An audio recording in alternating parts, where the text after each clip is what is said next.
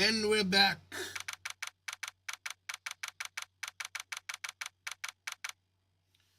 Alright, I'm gonna give it a couple minutes so everyone can join before we continue on with the story.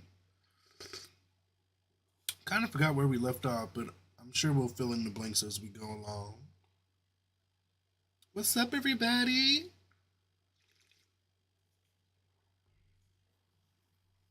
I feel myself enjoying Phoenix Wright again. You know, sometimes you just gotta take a break from a game, and then when you revisit it, you just miss it, you know? Sometimes when a game is really, really, really long, it just feels exhausting. So sometimes you just gotta step away and pick it back up. Here we are. All right, let's see. February 23rd, 9:34 a.m., District Court, Defendant Lobby, number 2. How did the investigation go yesterday, Mr. Wright? Frankly, there are still a lot of gray areas. Or rather, the whole thing is one big gray area. Don't worry about me, no matter what the outcome. I'm ready to accept my fate. I believe in you, sis. Mr. Wright, let me offer you a word of advice. Partial compensation for the money poorly spent on Bayo 3. Oh my god, I'm dying. Thank you. Thank you so much. It's cool. I do it for y'all. I appreciate y'all continue love and support viewing. You know, we get some good games and some bad ones. You know, it might pick up. Just to touch on that, I feel a little disappointed with the game. You know, I only really played number 1, but even just coming off of the first game, the enemies felt like more of a threat. The other enemies, they just kind of stand there like dummies. I know we're at the beginning and it's gonna progressively get harder. Between that and the demon fights and the demon summons, I mean, I guess they had to add something different to the game. I just ain't feeling it. I like Madam Butterfly though, but that big old Gamora demon dragon, Anyways, thank you so much. Let me get back to the game. You're the best one who plays it. The reading, acting, the sound bites.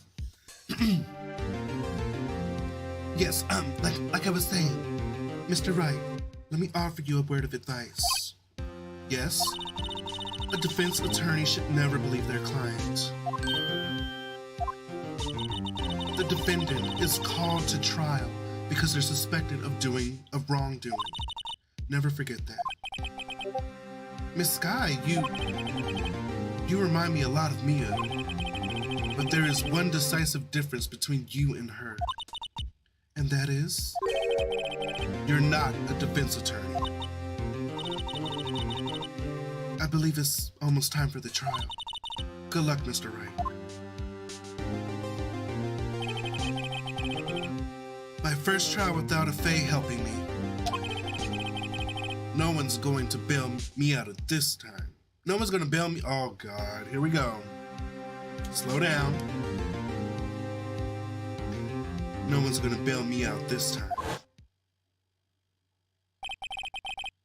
I'll be alone in there. So I have to discover the truth all by myself.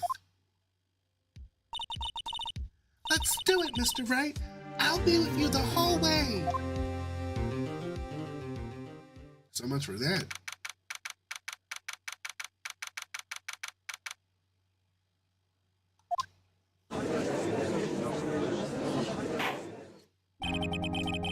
Court is now in session for the trial of Miss Lana Sky. The defense is ready, Your Honor. The prosecution has been ready for a while, Your Honor. Edgeworth. It's been 2 months, but I haven't been in the courtroom since his trial. I hope that personal feelings will not be a part of the proceedings today, Mr. Wright. I will choose the path I think is right. regardless of what those around me might say. The judgment has been made here in our hands, not those of anyone else. Very well, Mr. Edgeworth. Your opening statement, please. Chief Prosecutor Lana Skye has committed an unpardonable crime. Not only this, but she was rash enough to commit it in the prosecutor's office. Wow, he's much more forceful in person. I suddenly feel like confessing to everything. However, she will now pay for her rashness with her life. There is a witness to her crime. A professional witness. Well then, call your first witness, Mr. Edgeworth. The prosecution calls its first witness, Miss Angel Starr, to the stand. The cough-up queen?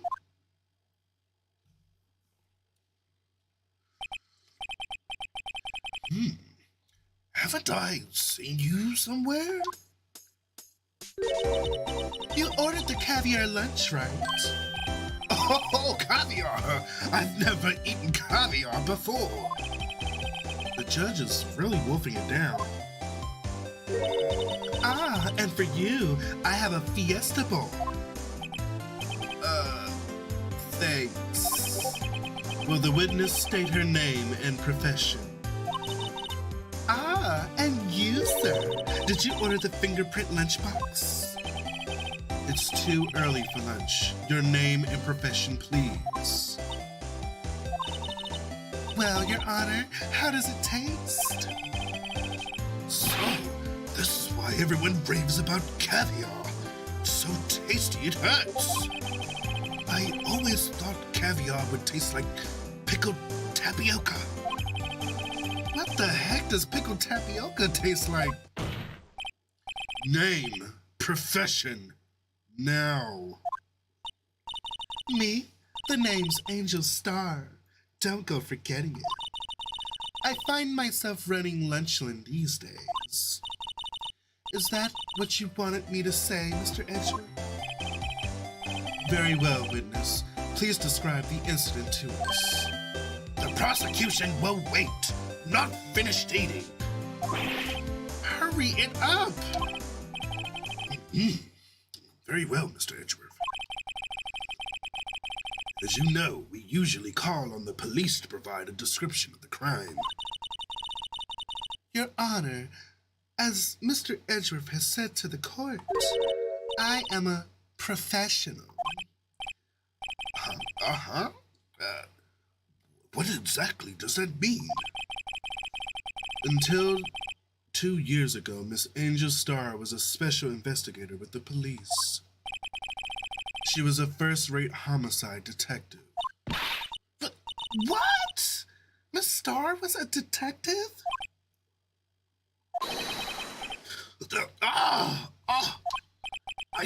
I know who you are. Cough-up? Cough-up Queen Angel Starr, Your Honor. Long time no see. Very well. You may continue with the description, Miss Starr. Just who is this lady? If I might have the court's attention over here. The parking lot at the prosecutor's office is divided into 2 blocks. A block is for the prosecutor's office personnel. Block B is for visitors and clients. A chain divider separates the 2 blocks. I suppose that's to keep visitors from taking up the prosecutor's spaces, yes? The crime took place by a car in the back of A block in the car's trunk. The killer stabbed the victim with this knife and went to drive the body out. Unfortunately for her, there was a witness and an arrest was made on the spot. And who was this valiant witness? Why, it was me, Your Honor.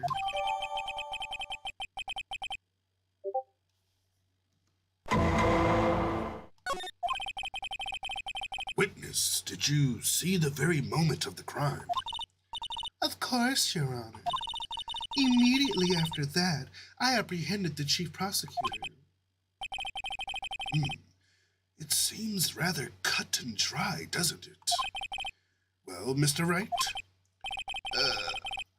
I can't agree on principle, Your Honor. It seems that some poor losers are unwilling to accept the truth, Your Honor.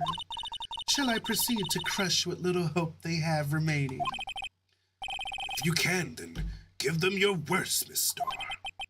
Wait, are they talking about me?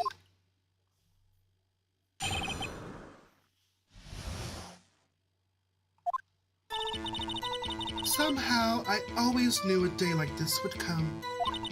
I was on my way to deliver a lunchbox to my boyfriend when I sensed something. Perhaps it was my finely honed detective intuition at work. Through the wire fence, I saw the chief prosecutor standing next to a garish car. The chief prosecutor was holding a knife in her right hand.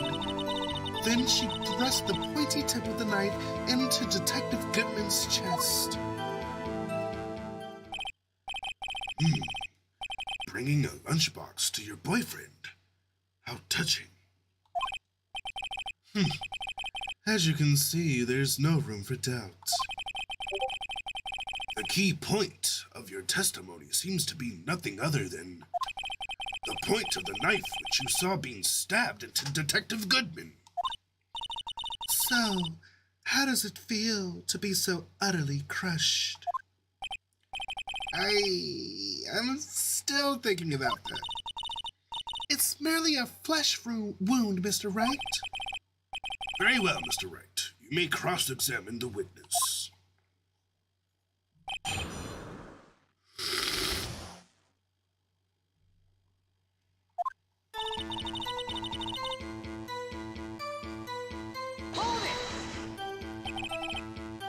How did you know? I respect the prosecutor's basic abhorrence of crime, yet their methods are ugly and twisted. Twisted methods will always lead to tragedy. The lunch lady's uninformed opinion is duly noted. Given that they are used to erasing inconvenient evidence at their will, killing off a detective that knew too much is merely an extension of that. Miss Starr, do you have something personal against prosecutors? I felt that I found my dream job when I became an investigator. And if I hadn't been laid off by those prosecutors over there, I'd still be one. Laid off? She was fired? To me, prosecutors are nothing more than worms. That said, I'm a pro. As you know, my testimony is unbiased and flawless. Very well, you may continue, Mr.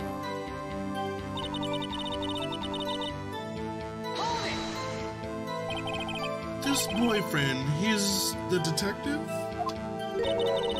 Not that boyfriend, the security guard. That boyfriend? You have several? Yes. This boyfriend, that boyfriend, the other boyfriend. Care to join? The yet another boyfriend position is still open for applicants. I'll stick with the lunches, thanks. Note to self, the judge had to think before replying. The security guard room is in the lot in A block. It's up on the second level, so you can see everything from there. That would be the room with the security sign.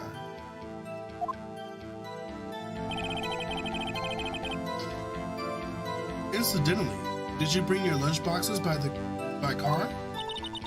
Since I'm a visitor now, I parked in B block. So, she was in B block when she witnessed the crime. When I sensed something, perhaps it was my phone. Okay, let me see. You sensed something, so you're saying you had a premonition of the murder? It felt like, how would you say? Oh yes, it was like the feeling you get when you view a pumpkin chock full of seeds. I have no idea what that means. Speaking of a detective's intuition, Wasn't the victim Mr. Bruce Goodman also a detective? Yes, well, he was like a young cheese. A young cheese? A pale white cheese, not yet tangy with experience on the streets. A greenhorn. Mine must be hard yellow and sharp as a tack. Yeah, with the odor of an old cheese to match. In any case, there in the lot I felt something stirring in the back of my mind.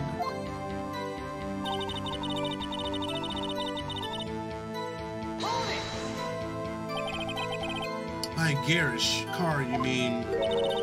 Mr. Edgeworth's car, yes. Mr. Edgeworth's? Incidentally, the knife which the victim was stabbed was also Mr. Edgeworth's, wasn't it? Indeed, it was. What an odd case this is. The person you saw, you're sure it was the defendant? I saw her from no further than 30 feet away. I'm certain it was her. If she's telling the truth, we're doomed. Let's just do what we can. Even if we don't have any proof, we can always nitpick. Witness, in your testimony, you clearly stated the following. Prosecutors are nothing more than worms. Ergo, you are a biased witness. You might want to keep those silly opinions to yourself in the future, Rookie. Huh? Rookie? Unless you're willing to risk the consequences of doubting me. I'll fry you like a fritter, crispy on the outside, chewy on the inside. That was inspiring. I believe I heard that tagline elsewhere. You could cry plagiarism. I may be relegated to the lowly post of lunch lady, but my instincts are honed. Oh!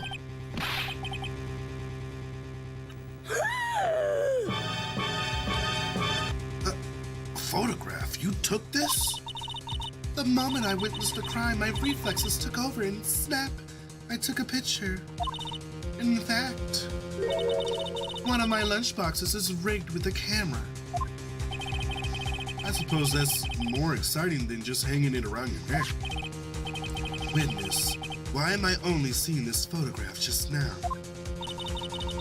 You think I'd show it to you, a prosecutor? Think again. My boyfriend works in the photography division of criminal affairs. Well, this is certainly the defendant.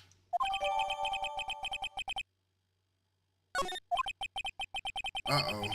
That is unmistakably Lana Skye. So, what was the defendant doing at the time?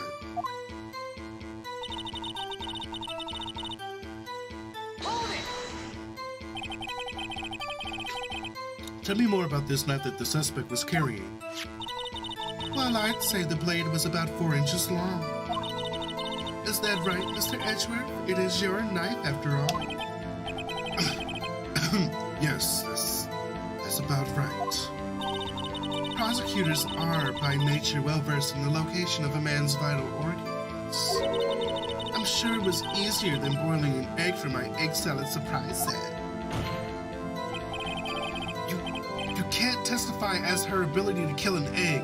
I mean, a person. Perhaps a chicken salad set would have been a better metaphor?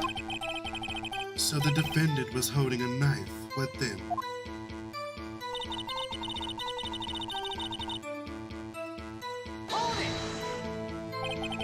Tell the court why you didn't try to stop this crime. You did see her raise the knife to strike, no? The defense has a point. Unfortunately, by the time I realized what was going on, it was already too late. Too late.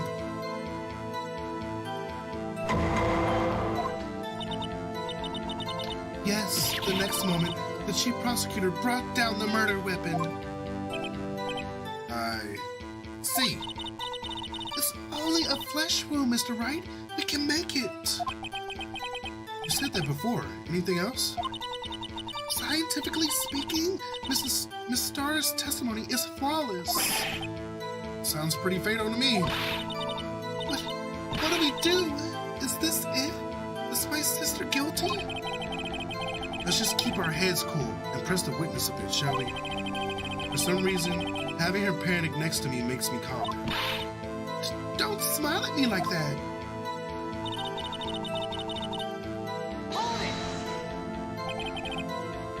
How did you know? I respect the prosecutor's basic abhorrence of crime, yet their methods are ugly and twisted. Twisted methods will... Oh, okay, we read that already.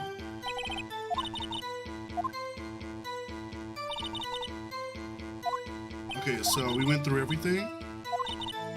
Alright, skip.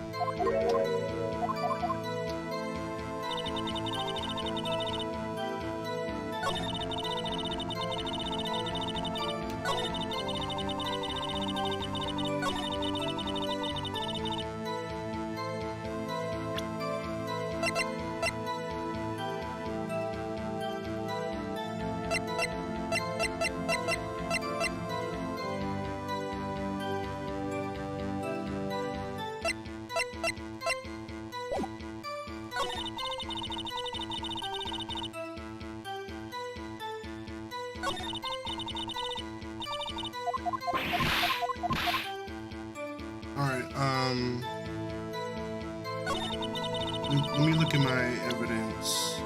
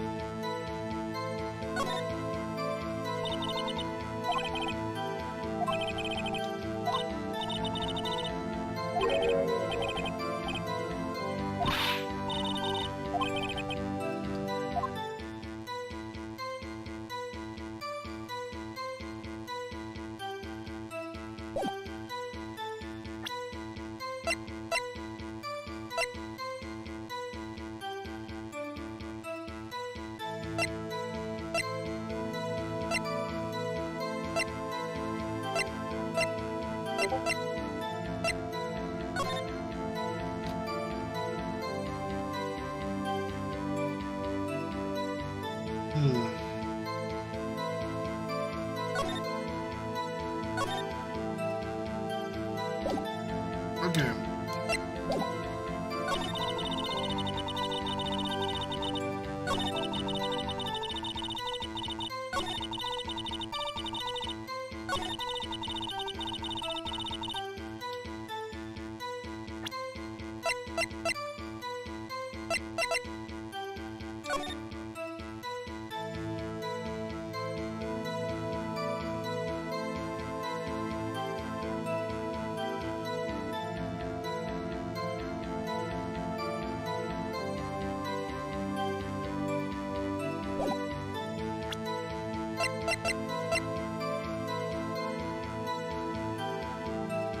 Got nothing. Oh, let me check again. Got between 4 and 5:30.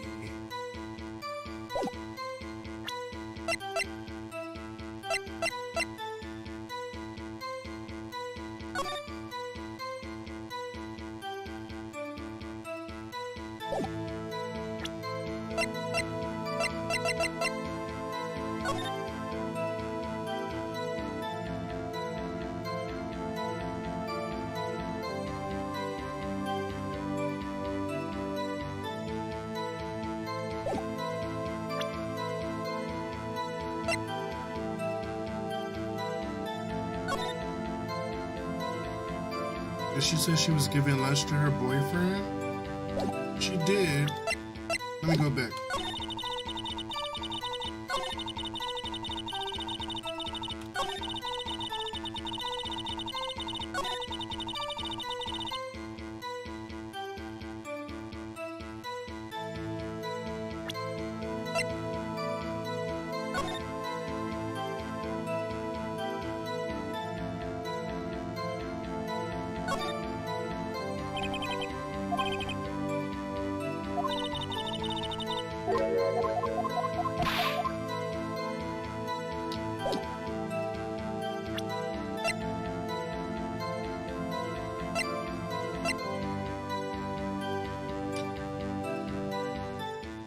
Oh, you're right. That is a late lunch.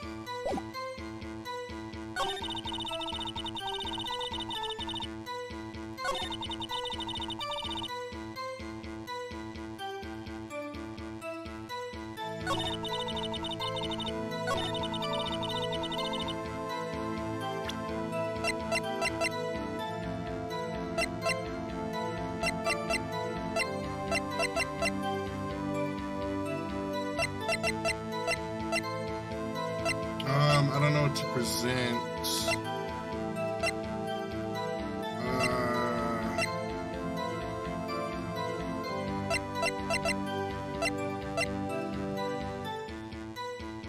Let's try the autopsy.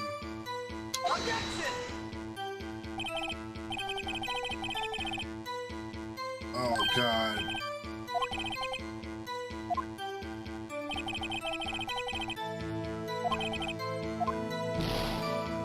Alright. We'll figure this out.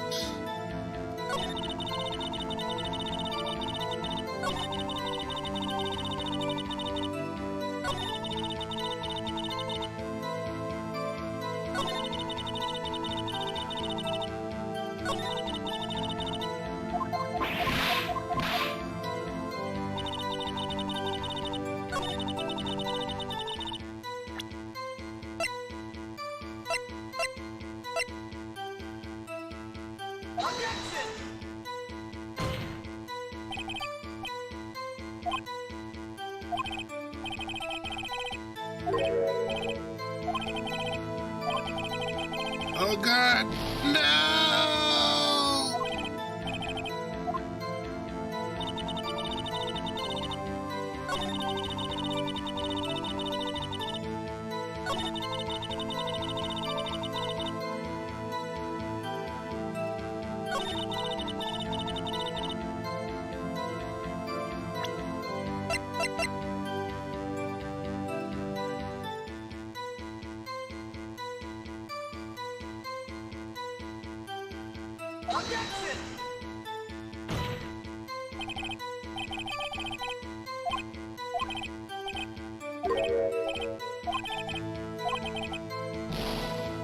Alright, where is the contradiction? Wait a minute.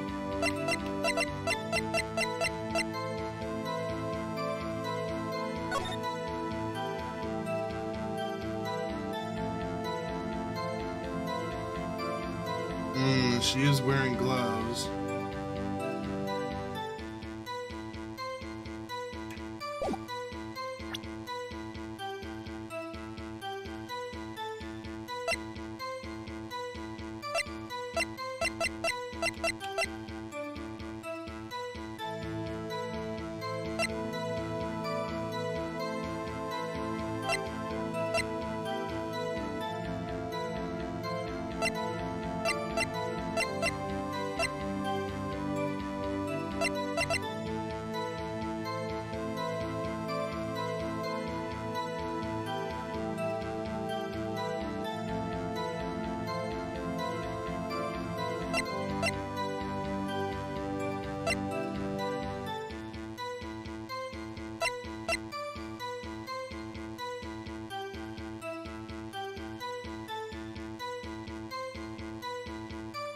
Present that photo at this statement where she says she thrust the knife into him because the picture doesn't show that.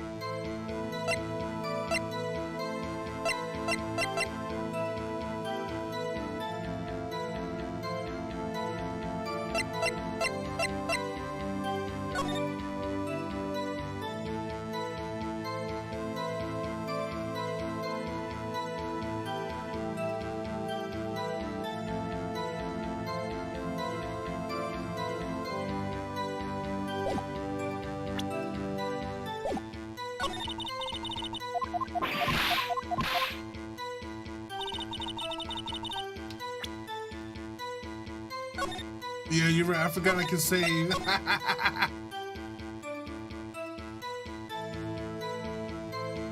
The death was between 4 and 5:30. I think.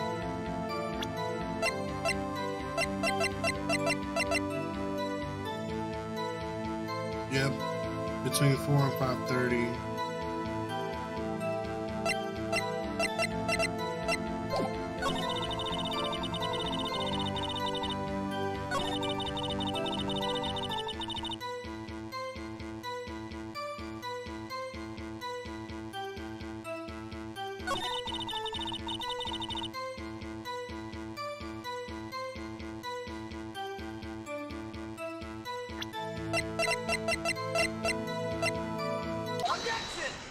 Got it.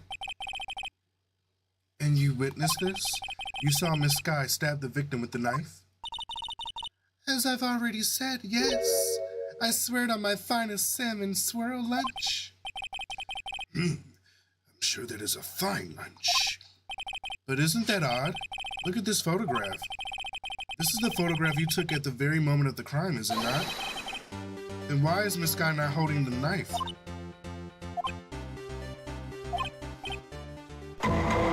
Ahem. Mr. Edgeworth, your thoughts? Objection. That had to be the weakest objection ever, Edgeworth. Yet it was still stronger than your ever feeble mind, Mr. Wright. What do you mean, Mr. Edgeworth? This photograph was not taken the moment before the stabbing. This was taken the moment after the stabbing. Objection! And how can you tell that? Blood splatter. Huh? See the dark crimson stains on the chief prosecutor's coat? But it's a black and white photograph. Ah, yes. It's hard to tell, but this could be blood. It's hard to tell, but this could be blood. Well, Mr. Wright, I see no problem here. No problem, except you. Mr. Wright, are you going to just sit there and take that kind of abuse? You got a better idea? Objection! Wait, that contradicts what the witness said in her testimony. Namely, that she took the picture the moment she witnessed the crime. Well, it seems I was slightly unclear. My apologies. That's it? If you run out of lunch, you order seconds. Problem solved. If you don't like it, try ordering the jumbo-sized lunch from the get-go. Good advice. I'm not sure I understand it, but good advice. I didn't have time to stop her. Prosecutor Sky was cold, calculating, like a robot. She killed without pain or remorse. It was a premeditated murder. Objection! Premeditated? How do you know?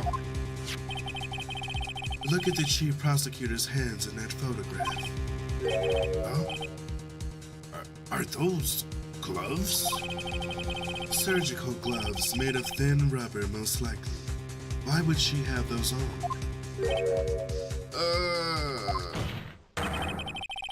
If it was not premeditated, she would not be wearing those gloves.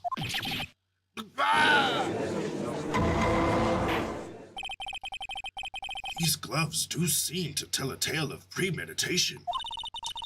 Premeditated murder, a serious offense. Witness, add this to your testimony. The murder was planned. The rubber gloves prove it.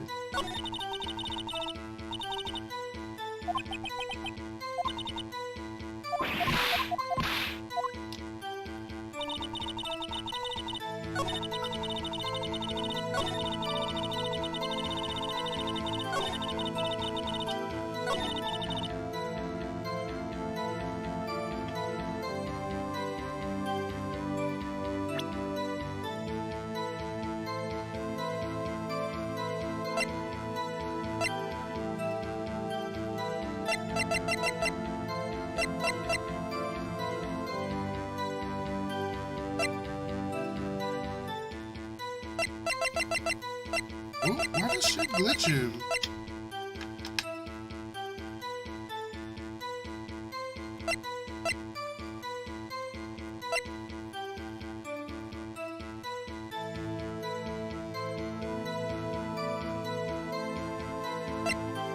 Rubber gloves.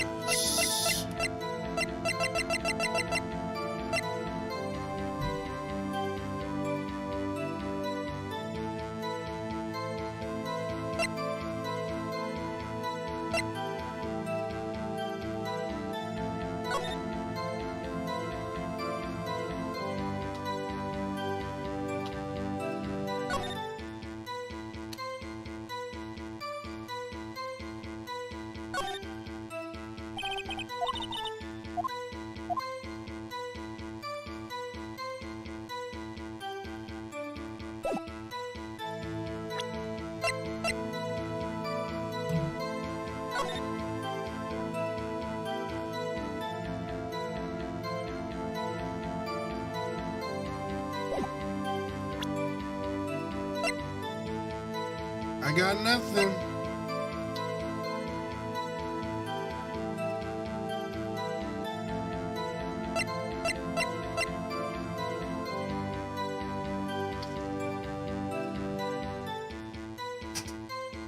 Wait a minute.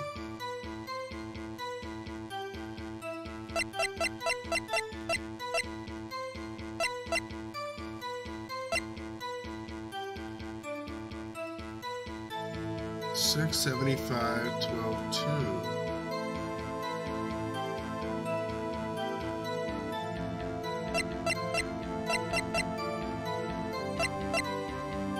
I don't know. I just don't know.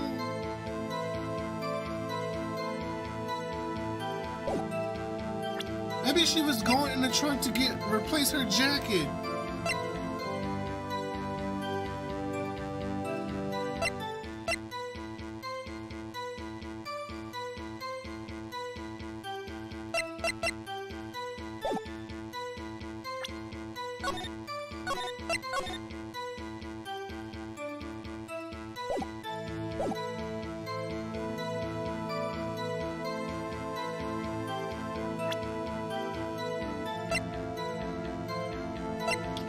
This shouldn't be. She was going in the trunk to see if there was enough space for the body. I think the knife. But what's the contradiction? It ain't got no prints on it. Is she wearing the gloves?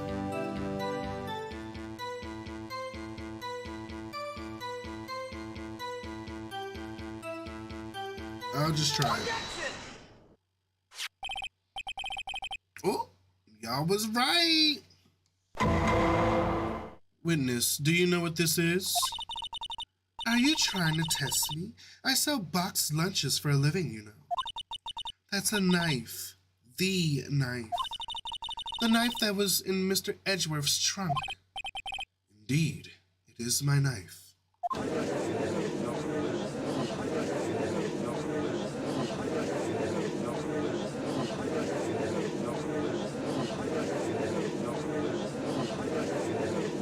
Who's talking? The defense has a request. We ask that the witness provide an accurate testimony. What's that, Rookie? In your testimony, you stated that Lana Skye planned this murder, and that's why she was wearing those special gloves.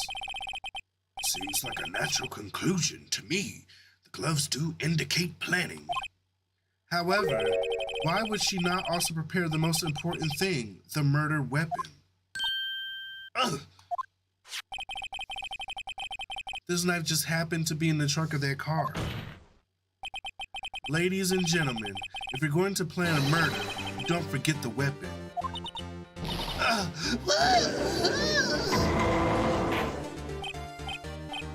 Order, order, order! Great, now the tide is turning in our favor. Great show, Mr. Wright. My sister's as good as free. Right. I believe the next lunch you'll be eating is humble pie. Excuse me, bitch? I hope you weren't deluding yourself into thinking that the tide has turned. Not over such a trifling detail.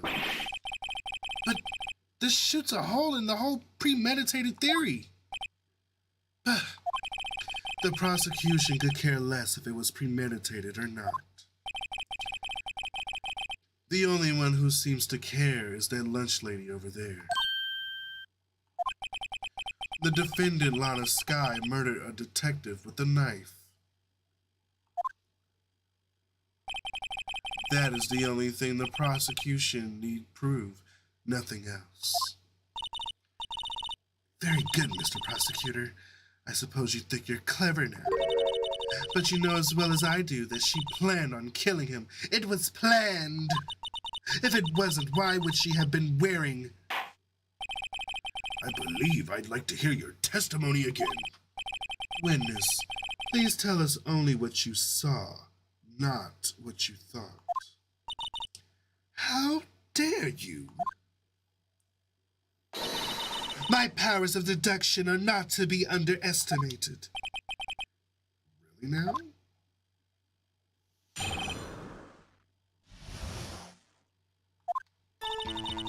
Lana Skye intended to murder Detective Goodman. That's why she called the victim all the way to the prosecutor's office. I'm sure that your prosecutor had a grudge against the victim. Nothing else could drive that human machine to plunge the knife in again and again. The victim was summoned from the police department to the prosecutor's office. It does sound a lot like premeditation, doesn't it?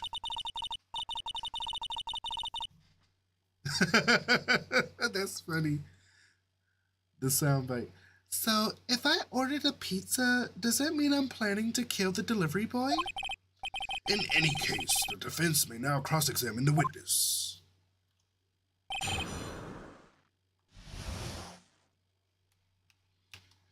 We're gonna wrap this up real quick. You said that, but you haven't told us how you know. That's what I'm about to tell you, rookie.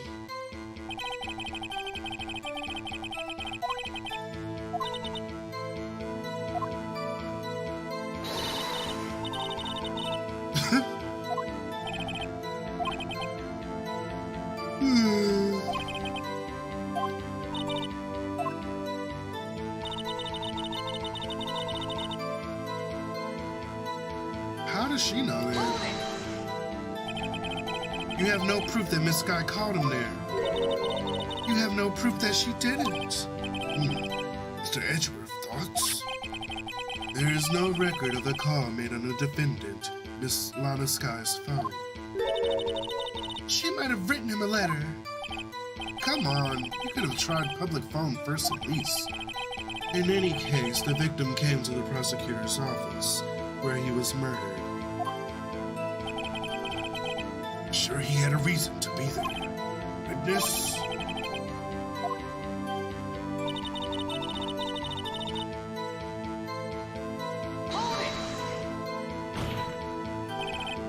What kind of grudge?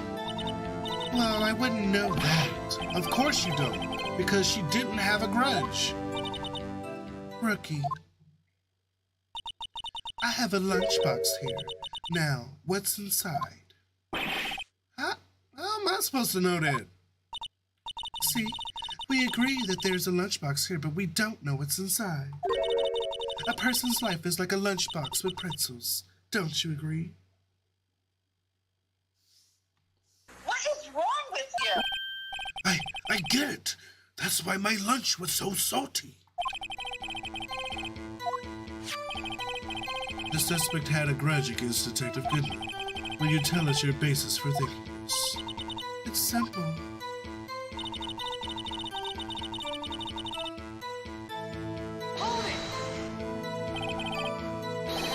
A human machine? That's a contradiction. Please. Can't you find fault with something of substance, Mr. Wright? Note to self, Mr. Edgeworth's eyes smell like citrus fruit. You say again and again, how many times did she stab him exactly? We often say chop into 1,000 pieces, but we don't actually mean 1,000 pieces. What difference does it make if the deed is done? How come she's getting mad at me? Let's just say she stabbed him several times and leave it at that. Leave it at that? This is a murder case, people. Mr. Wright, you should speak up if you have an objection, you know.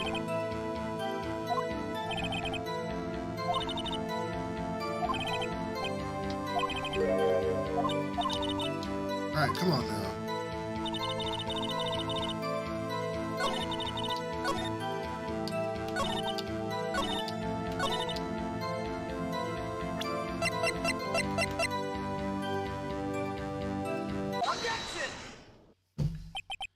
You said she stabbed him again and again, but you couldn't have witnessed that.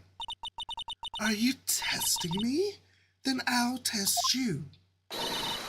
With my moss surprise. I'm afraid the moss is growing under our feet as we wait, Miss Starr. What do you mean? I shouldn't have to explain this, but take a look. The autopsy report states that the death was due to a blood loss, the loss of blood from one stab wound. Aha! You're right. Good show, Mr. Edgeworth. What a hunk. He's my hero, really. What about my objection? No one noticed? Well, witness? You got the crime scene set, right? Oh, thanks. I always believed that no one could ever mistake ketchup for blood, but now I realize that such mistakes are possible.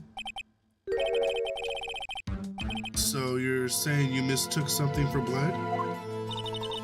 When she lifted her knife, I thought I saw blood at her breast. Splattered blood from her victim. That's why I thought she must have stabbed him at least twice.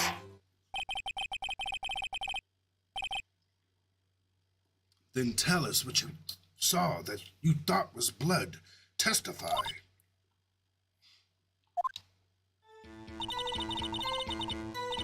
A red muffler looked like blood to me. That's how ghastly the whole scene was.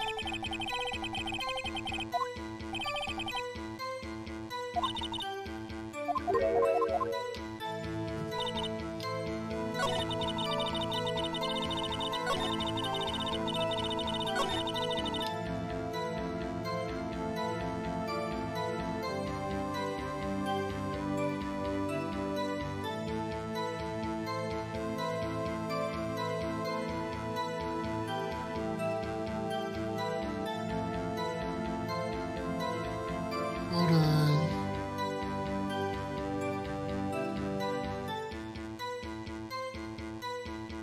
Oh, I didn't know a scarf coat was a muffler. Okay.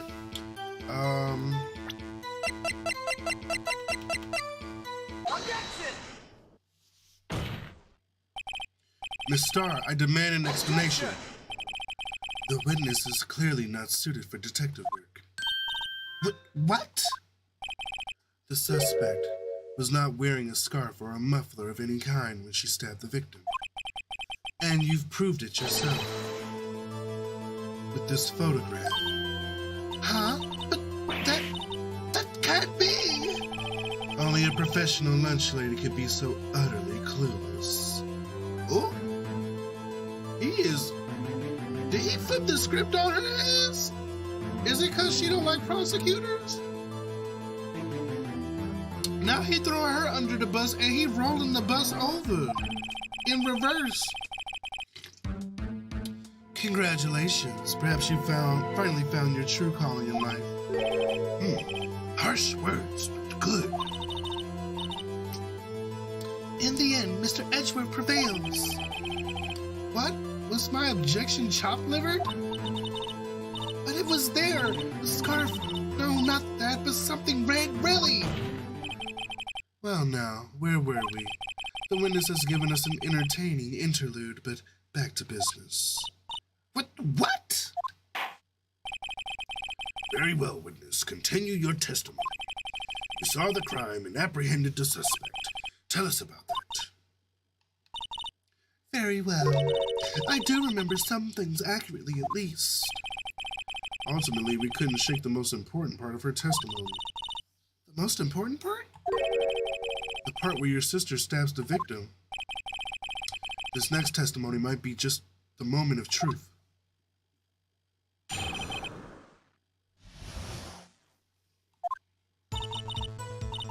After the murder, the suspect attempted to run behind a partition off to her side. I quickly caught her, explained her rights to her, and arrested her on the spot. Ah, yes. When I arrested her, she mentioned the muffler. That's what had me confused in my earlier testimony. The chief prosecutor made to escape, but against Angel Star, resistance is futile. You are quite determined about this scarf, aren't you? I strike like a snake and bite like a cobra. That's me, Angel Star. Well, that wasn't a very good metaphor. First of all, a cobra is a kind of snake. Don't bother me with details unless you want to get bitten. No thanks. Note to self, Mr. Wright is weak against poisonous snake bites. The chief prosecutor tried to resist, but her efforts were in vain. She knocked my hands aside, kicked over an oil drum. An oil drum? Hard to imagine. Oh, she's beautiful, but deadly. A predator, this one. A leopard woman. Very well, Mr. Wright. You may cross-examine, if you will.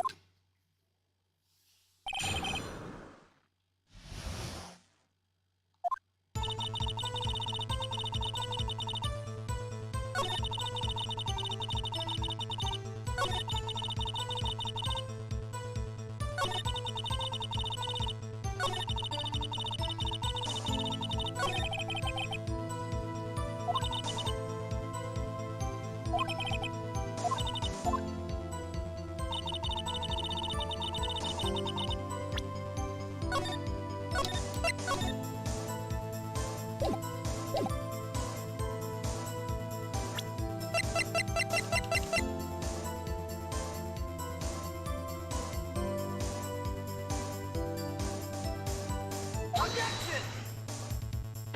Fuck!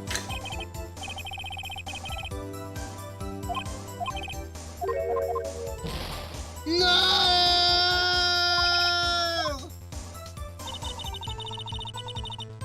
I can't remember. Did I save? Oh, I did. Okay. I was pretty sure that was it.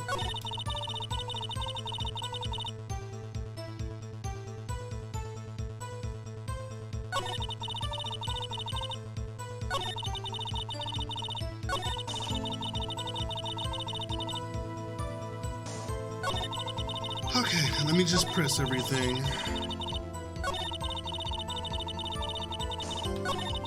Good night, Misha.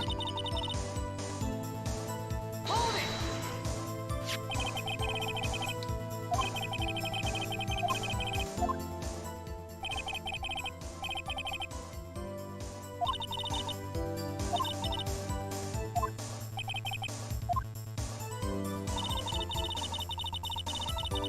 Hold it! You say quickly, were you close to the suspect? As I just said, I was only 30 feet away from her the whole time. Maybe I should press her for more details. I like to see this on the floor plans just to be safe. The Lunchland car was... She was a visitor, thus she was parked in B block. So you witnessed a murder from here? That would make it about 30 feet from the car, yes. Is that correct, Miss Starr? Yes, that's right. There was a chain link fence in front of you. I went over it, of course. Amazing. The Kava Queen, lunch lady, athlete, indeed. It would have taken her a little time to climb over the fence. She couldn't have gotten to my sister that fast. Yeah, that fence was about 9 feet high, too. So how did this guy not get away?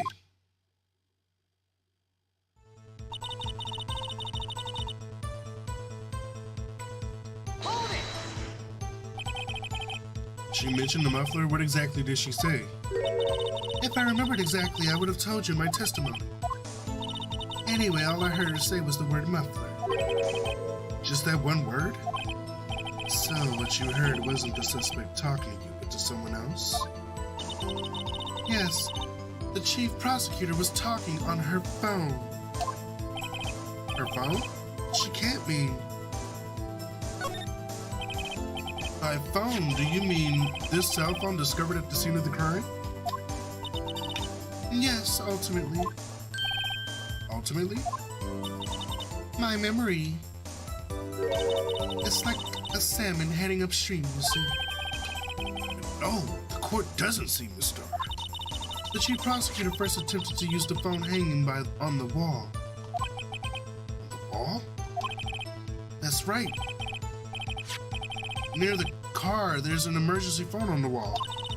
Apparently, it was out of order. And so she used her cell phone. Indeed, the emergency phone was out of order that day. Good witnessing. Witness? Good witnessing? Whatever happened to good testifying? You should, of course, add this to your testimony. The things I do to please this rookie defense attorney.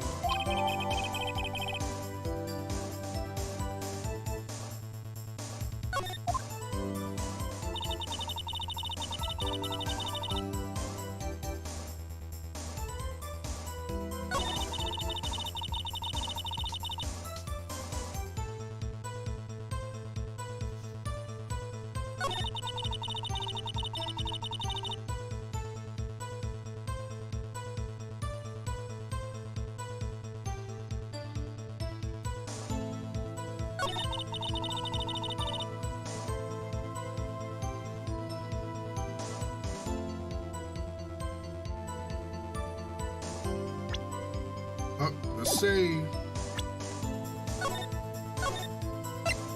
How you heard her say when you were arresting her, and you heard her say while she was on the phone.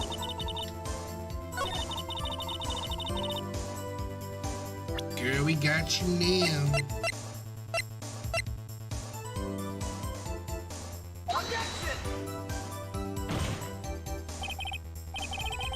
What? How? What type of court is this?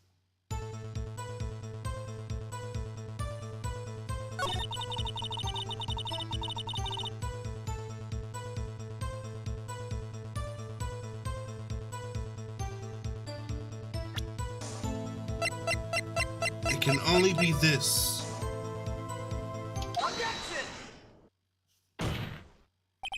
Miss Starr, I have to conclude that you have a personal grudge against Miss Lana Scott. Objection! The witness is a former detective. Her testimony is unmarred by personal bias. Well, who would have thought you would be my knight in shining armor, prosecutor? You who, together with the chief prosecutor, kicked me out 2 years ago.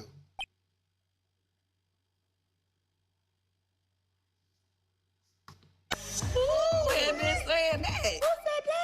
Who said that? Well, Miss Starr, this is a fatal contradiction with your testimony. How do you explain this?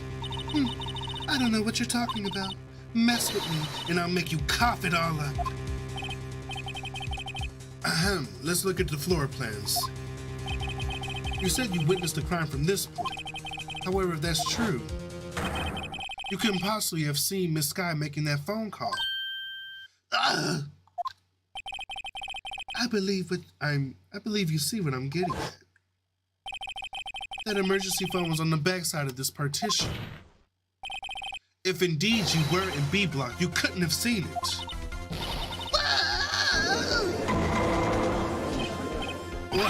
Order! What is the meaning of this? It's simple, Your Honor. She's not coughing up lunch. She's coughing up lies. Yes, honey.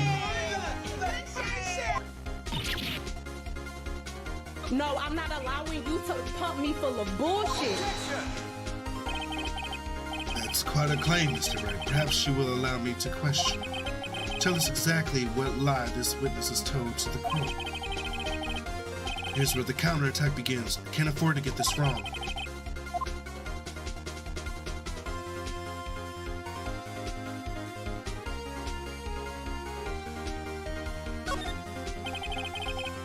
she lied about what she saw. In other words, she didn't see Miss Sky using that emergency phone. It does seem hard to imagine how she could have. Very logical.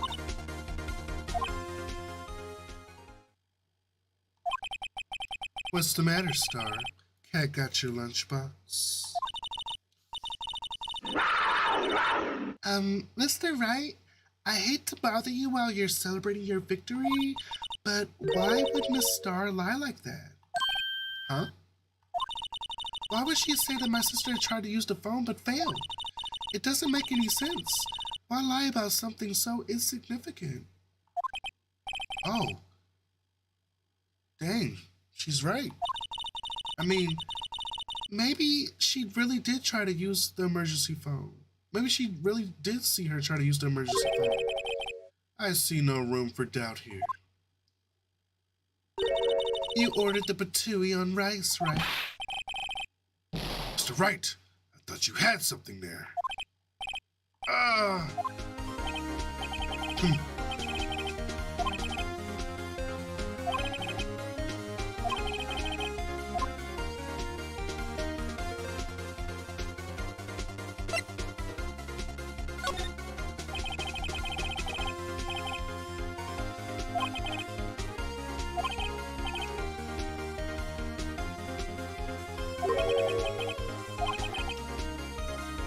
But say the witness did actually see Miss Sky using the emergency phone. It would mean Miss Sky witnessed the crime from a different location. A different location? Now that's a pointless lie if I ever heard it. Before you call my lie pointless, at least let me tell it. What? Let me ask a question to our clever wordsmith, Mr. Wright. Just where was the witness when she saw the crime?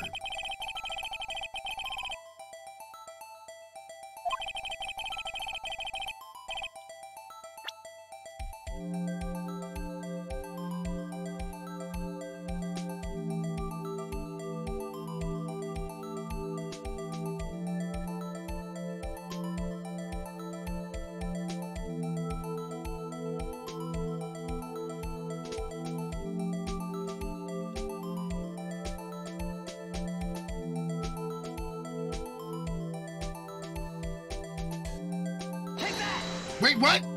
No!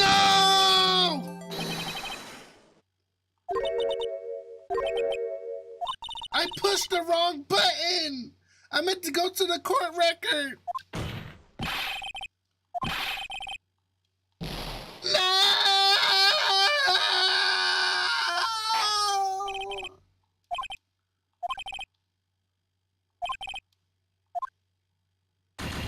Huh?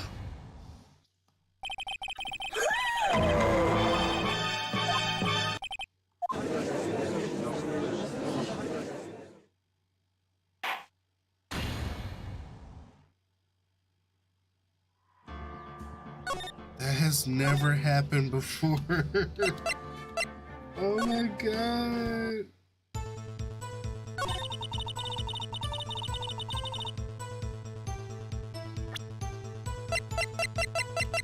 Objection! Objection!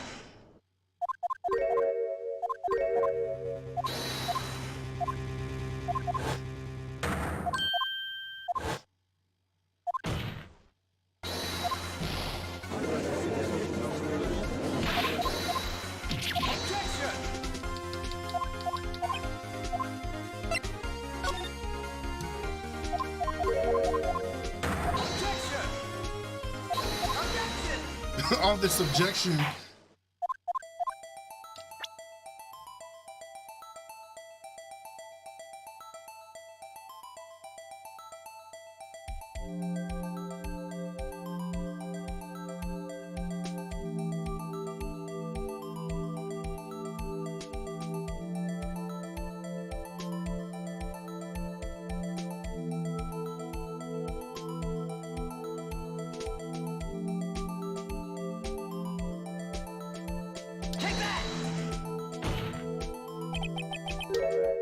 This is the only place where she could have been.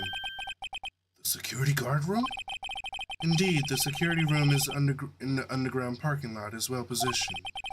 It's built on the second floor. You can see the entire lot. She would have been able to see the emergency phone from there. But why? There's many other places where she could have seen the phone. Not in this case, Your Honor.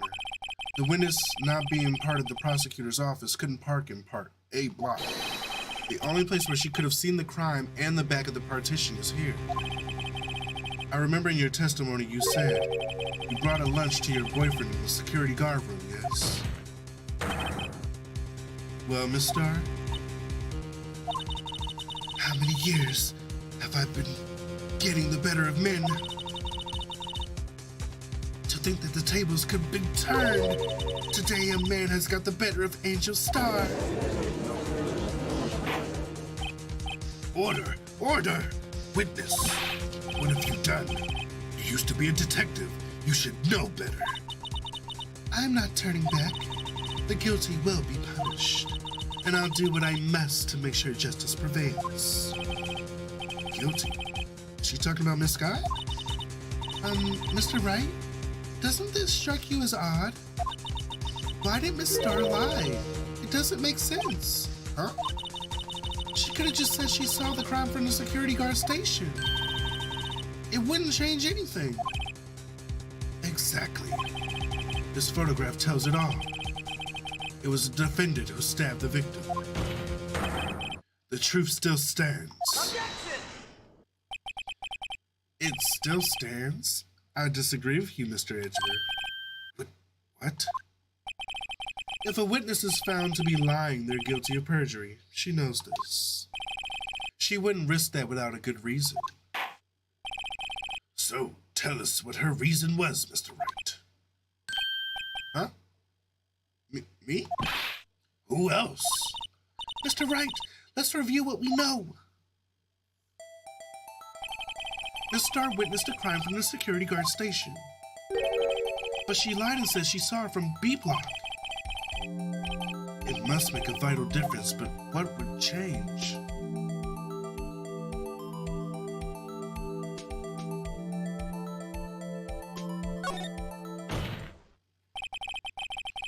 Why, the angle at which she saw the crime would occur would change. The angle? What do you mean? Well, the security guard station is on the second floor, and, she would have sort of more of a 3D view of the crime. And this is important. Why? Oh!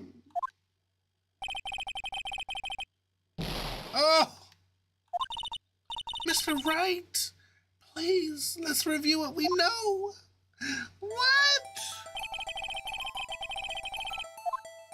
How did she take the picture?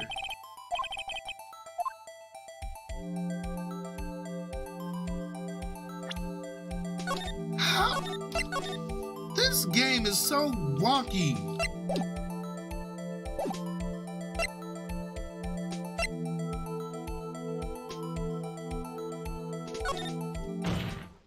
This has to be it. It's a difference in lighting. Lighting? What does that mean? Well, it means... Oh.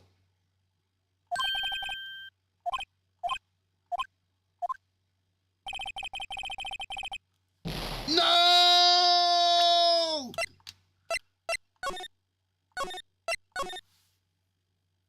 Why does the distance matter?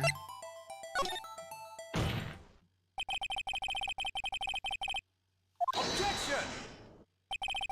My condolences, Mr. Wright, but one look at the floor plans and it's quite clear. The distance between the scene of the crime and the guard station is 30 feet. I don't see how that would change what she could see. Objection! What she saw was not in question. What matters is the time it would take for her to reach the scene of the crime. Oh.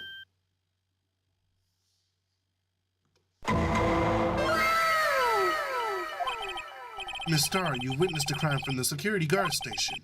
Now, how long did it take you to go from there to the scene of the crime where you arrested Miss Sky? Well, witness, Yes? You ordered the squid wheels, right? The quality of my lunches has gone from low to inedible. I was bringing a PBJ lunch with fresh boysenberry jam to my boyfriend. Boysenberry for the boyfriend? He wasn't in the station, so I waited. I witnessed a crime from the glass-walled station.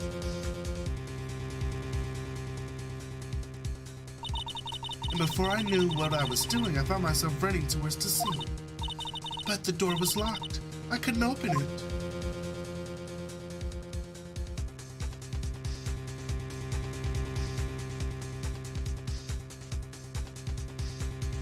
Girl, what? That's why I had to go through the visitors' parking in B block. That's quite a detour. It probably took me at least 5 minutes to get to the scene of the crime. 5 minutes? This changes things considerably. But it was that woman over there in the defendant's chair who stabbed him. I know it. I have the photographic evidence. I swear it. I swear it on my finest plastic spork. You have a point. And the spork is a wonderful invention. Would you like another caviar lunch? Absolutely. Uh-oh. Mr. Wright, you have to do something.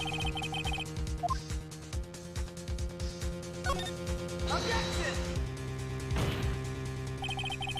5 minutes between the witnessing of the murder and the arrest. Think about it.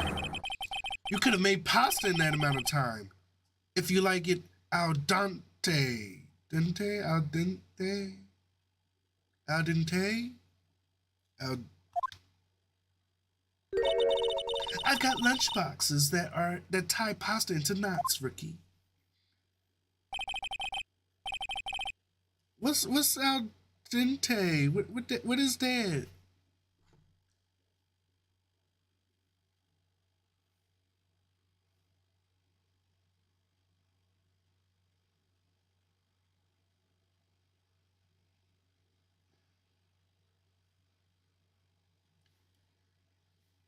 Al dente. Food is typically pasta cooked so as to be still firm when bitten. Still firm? What does that mean? Not as soft, more firm. Oh, harder pasta. Usually how you cook pasta. Oh. You know, I don't cook pasta like that. Okay. Strange. If you were a criminal, what would you do with 5 minutes, Your Honor? Well, I guess I'd flee the scene. Hey, don't get the wrong idea. I didn't kill anyone. But you have the instincts of a killer. You would run, but this time was different. This guy dawdled at the scene of the crime. She even had her picture taken. No true criminal would act this way. It's inconceivable.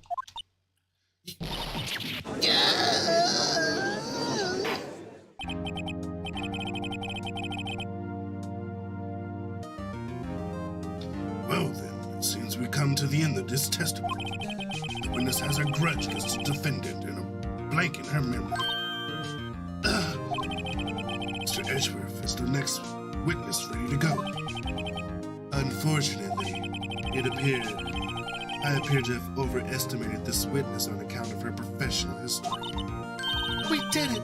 We screwed that can shut, Mr. Wright. That was too close. I'm afraid that the Kaffa Queen has been dethroned. And with that, court is adjourned. Hold it!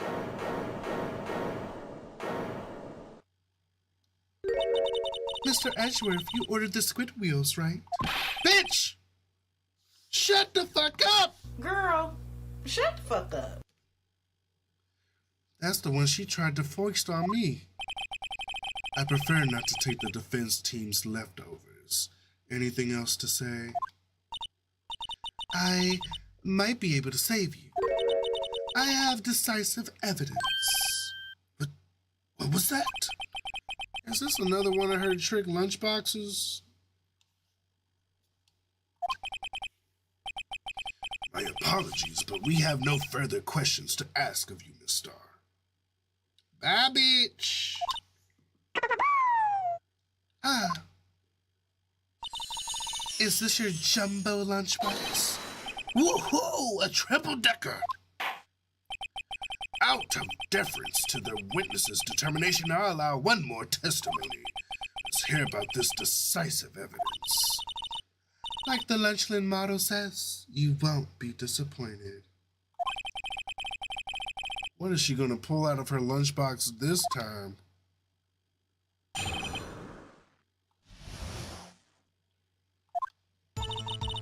I should have mentioned those 5 minutes when I wasn't looking at the crime scene. And now, to the matter of the victim's shoe. Did I not bring this up? 2 types of blood were found on this shoe. One was, of course, the victim's, and the other blood type matched that of the defendant, Miss Lana Sky. The shoe proves it. It's flawless, decisive evidence.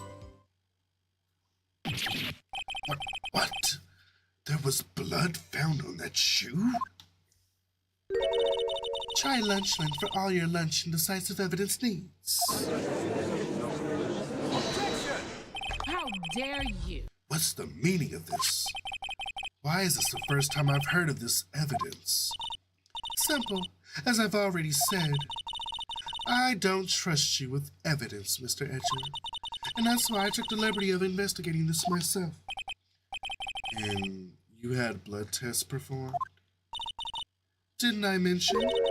I have 3 boyfriends in forensics. How? In any case, Your Honor, I can't accept this as evidence. What? You must know the 2 rules of evidence law. Rule number 1, no evidence shall be shown without the approval of the police department.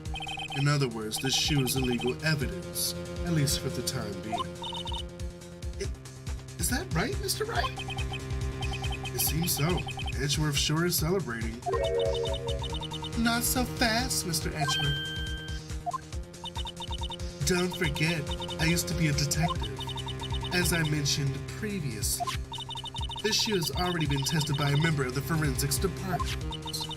As you can see, it was approved by the police department as of today. Even the general public can produce official evidence, Mr. Edgeworth.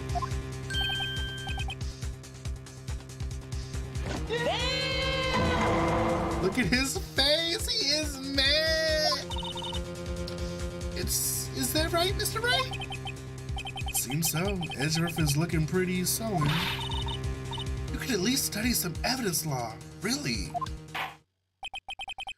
Prosecution's complaints notwithstanding, it appears that this evidence satisfies our first rule of evidence law. However, it seems you have yet another count against you, witness. Anything to ensure that the guilty are properly judged.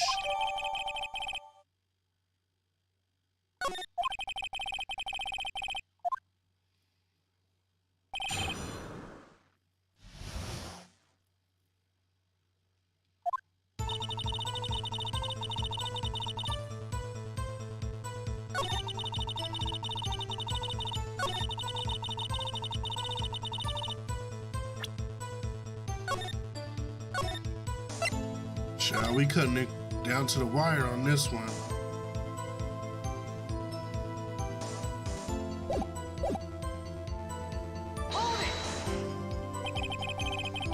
Why did you lie about those 5 minutes?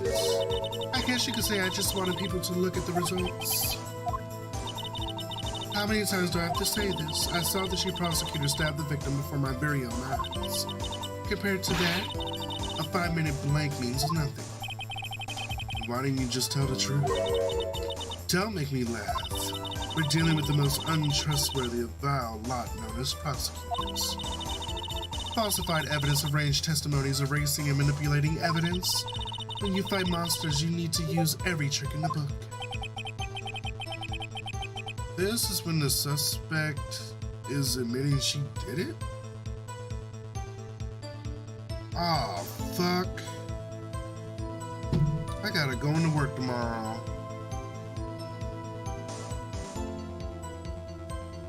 I'm glad I checked my phone, because child, I was planning on sleeping in.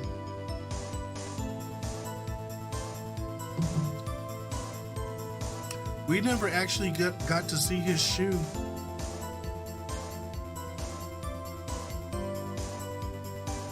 She said it's the victim's shoe, right? But false testimony is the most despicable crime of all, Miss Starr. Let's just get this over with.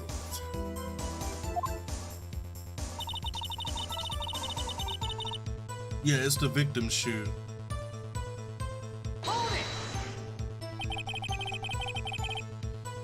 And you found this shoe at the scene of the crime. I detained the chief prosecutor and notified the police department. I wanted to make myself useful while I was waiting for the police to arrive. So like an ill-trained pooch, you snuck off with a shoe. I was afraid someone would erase the chief prosecutor's crime. The shoe was my secret weapon if that should happen.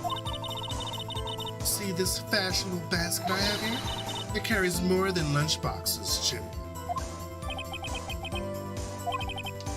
In any case, you removed valuable evidence from the scene of the crime. Tell us what you did next.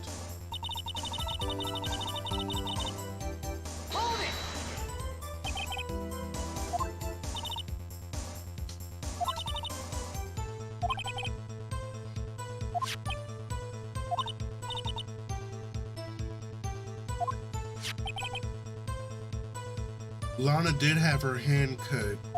It was bandaged. I wonder why.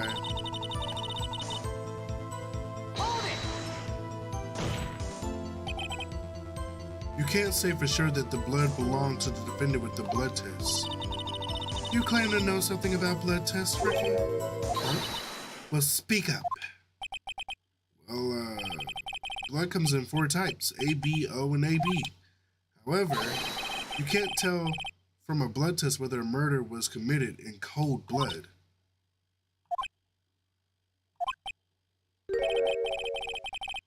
That's just a figure of speech, Mr. Wright. Actually, we can differentiate between millions of types with all the blood tests out there, which means that we can more or less narrow down any samples of blood down to just one person. Or so I hear.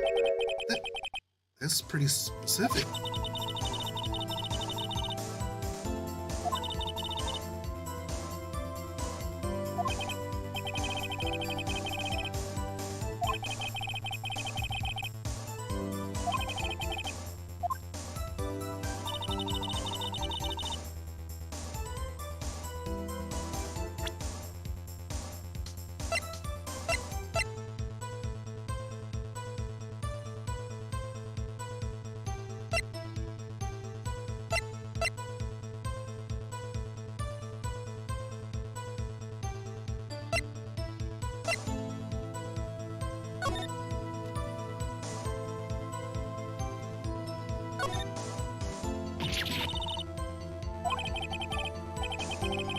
It's gotta be the victims. He must have stepped in the pool of his own blood. All this blood, it's horrible.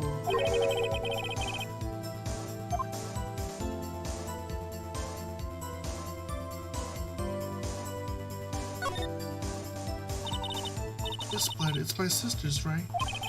It appears so. Lana's right hand was bandaged when I saw her in jail. She must have cut herself at the time of the crime. Poor sis.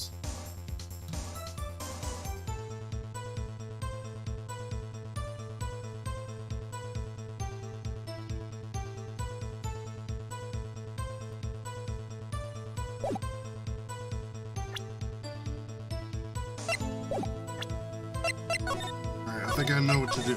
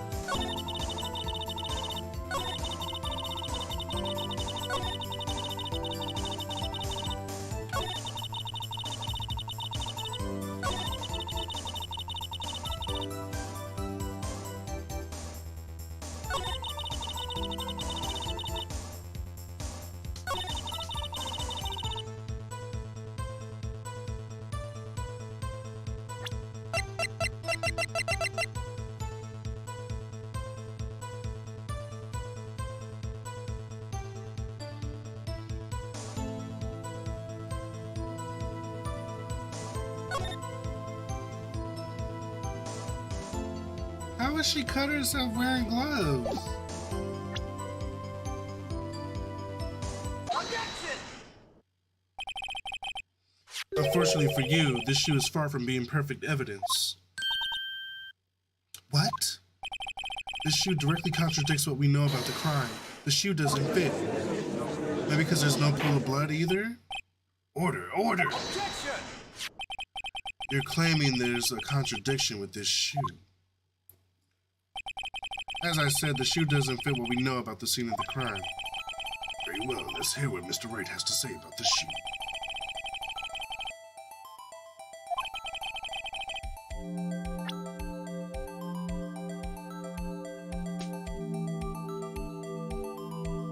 Take that! The problem lies in the footprint. The footprint? Note that the bottom of the victim's shoe is covered in blood. Then, isn't it strange why there weren't any bloody footprints found by the scene of the crime? Aha! As you can see, there are no traces of any such footprints at the scene of the crime. This contradicts your claim about this shoe. This picture only shows part of the floor, so there could have been bloody footprints. Then where are they, Mr. Edgeworth? Because we checked the scene and found nothing of the sort. Order, order, order! Well, witness? What? Huh? Great going, Mr. Wright, but it's true that the lack of footprint is a contradiction. But then we're gonna have to ask why there wasn't a footprint. Oh, that's true. There has to be a reason why there wasn't a footprint. Think, Mr. Wright, think. Hey, I don't know why it's not there. I'm just good at finding contradictions. What? I see. Now I get it. Get what? Our witness is more devious than I give her credit for. We were hoodwinked to the very end. But she slipped. There is one vital hint of the truth in her testimony. What are you talking about? Think back to when she told us about apprehending the suspect. The chief prosecutor tried to resist, but her efforts were in vain. She knocked my hands aside and kicked over an oil drum. Oh, she's beautiful, but deadly. A predator, this one. A leopard woman.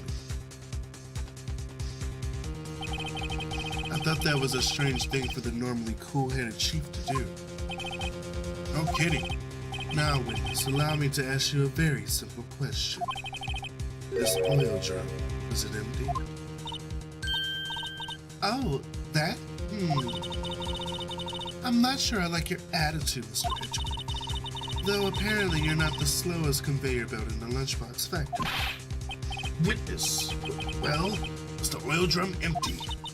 The oil drum kicked over by the chief prosecutor was brimming with water.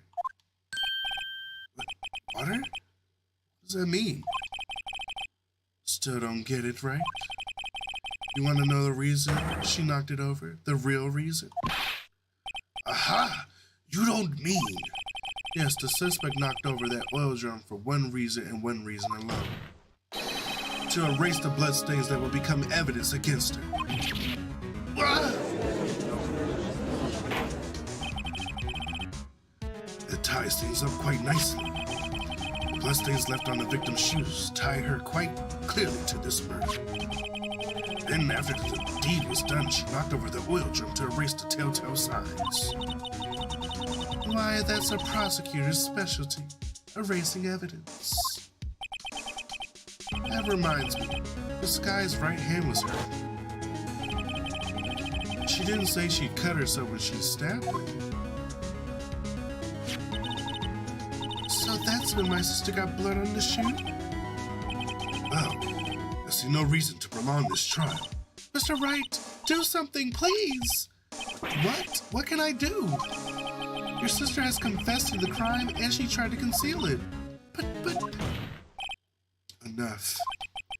There is no need for further debate. The verdict, Your Honor. Very well. But Angel Star is on the prosecution's side.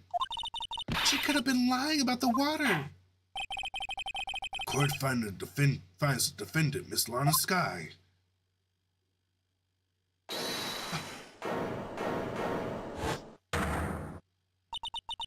Little girl, what did you just say? Huh? Me?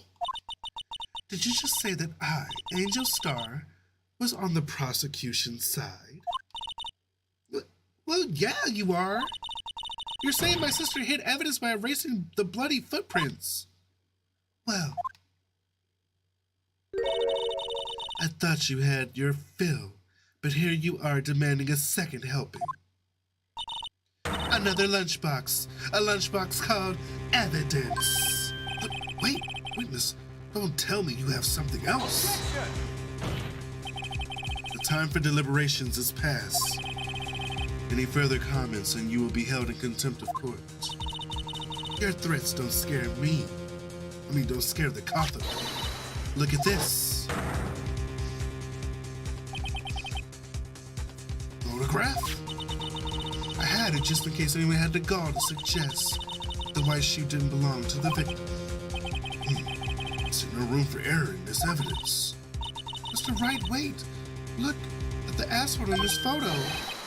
Hey, it's clearly wet. Erasing the last trace of doubt from the court's mind. Immediately after the murder, the crime scene was washed with water.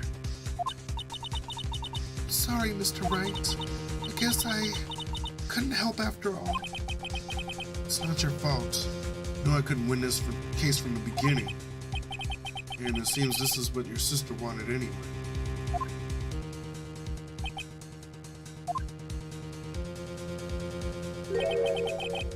Sorry, Mia. Right. Wet or not. Don't be so quick to throw in the towel. Get yourself up off the asphalt. Take another good look. Don't give up. Not until the bitter end. This is the last piece of evidence. Very well. This time I'd like to declare a verdict for good. Objection! Your Honor, wait. What is it with you people? Can't I hand down my verdicts in peace anymore? Whatever it is, can it wait? No, it can't. Then it will be too late. Look at this photograph, the last one submitted. The trial isn't over yet, till we give each piece of evidence proper consideration. So, Wright, are you saying there's a problem with this latest piece of evidence? Yeah. Think it later. There's a problem. Right or wrong, I've got to go ahead with this. I suppose as we've come this far, we should give every claim a fair shake. Very well, Mr. Wright. Show the court the problem in this photograph.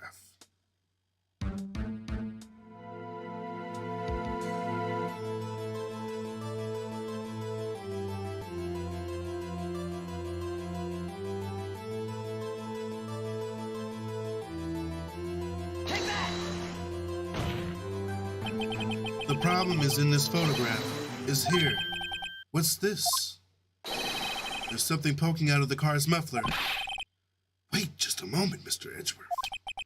Your Honor, you just said muffler. However, I see no trace of a muffler or a scarf of any kind in this photograph. A muffler is also a part on the car or motorcycle, Your Honor. Just think of it as part of the exhaust system, a pipe. I see, and I see. What's that suspicious-looking cloth sticking out of the car's muffler?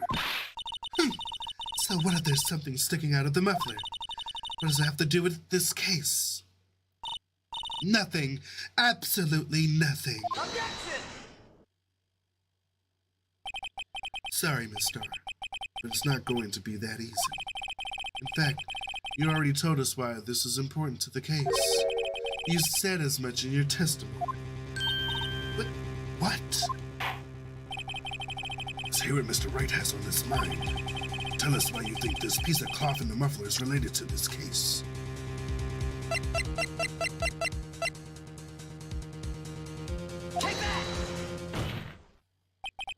Miss Starr, recall your testimony for the court. Ah, yes, when I arrested her, she mentioned the muffler. That's what had me confused in my earlier testimony.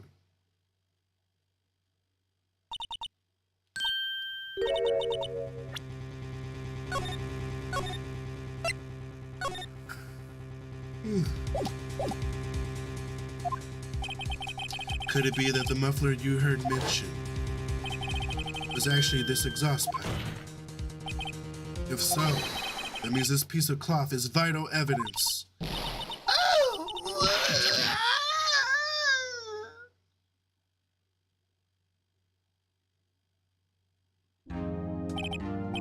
Well, it seems we will have to suspend the proceedings. Suspend? I find myself wondering about that piece of cloth. You leave any question unanswered. Here we do a disservice to the law. Have the car at the crime scene inspected at once and bring me that cloth. The verdict will wait until after we've seen all the evidence. Agreed? I suppose so. Whew, that was close. But we made it, at least for now. This court will adjourn for a 30-minute recess. It's lunchtime after all. He's still hungry? Alright, everyone. That's it for tonight. I gotta take my ass to bed. Because... Wait, did it just save and then ask me if I wanted to save?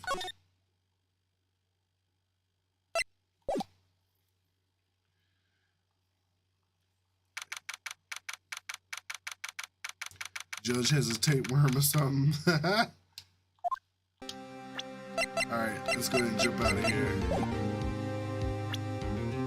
How the hell I jump out of here? Oh. Good night, everyone. I'll see y'all tomorrow. Have a magnificent Monday. Until the next one, be blessed and sweet dreams. When are we coming back to this game? Probably in about a week. We got a lot of games in rotation. We still got to do Plague Tale. We got Bayonetta now. We got Elden Ring. We ain't done Truck Sim in a long time. So I'll let y'all know ahead of time. Tell Leah happy birthday for me. I will. Night, night, everyone.